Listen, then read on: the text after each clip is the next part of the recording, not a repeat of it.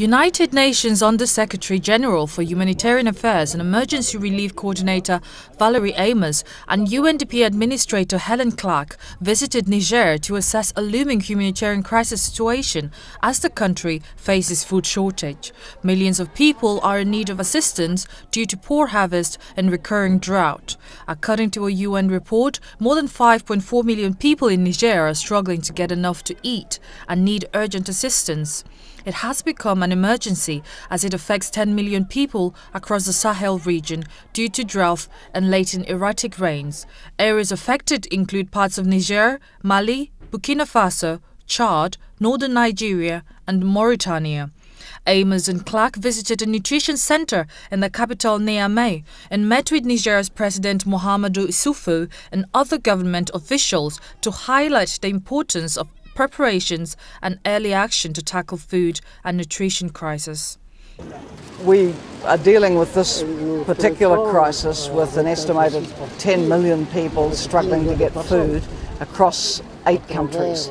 So it is a Sahel-wide issue. It's again been wonderful to come here and see the government owning the problem, taking leadership, developing clear strategies. We're all here to support that and mobilise the funding which will make it possible to implement the strategies. As part of their tour, Amos and Clark also visited a community outside of Molia, Tillaberi, southwest of Niger, where a thriving community garden run by a women cooperative has managed to stave off famine in the village.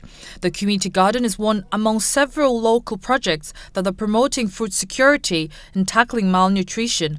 Women credit the garden not only for feeding their families, but also for allowing their children to go to school.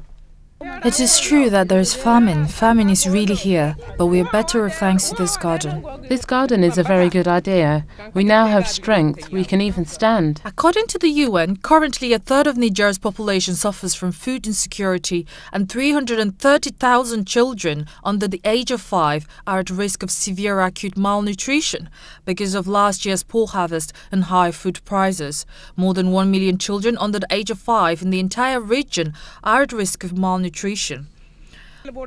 Before this project 5 years ago, men used to work hard in the fields, but it never worked. We were poor, children were sick and even had lice.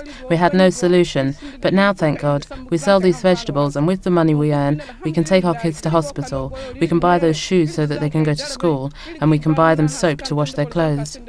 Amos noted aid organizations and local authorities need to invest in initiatives such as these cooperatives to allow the people to become more food sufficient and something that can be emulated elsewhere.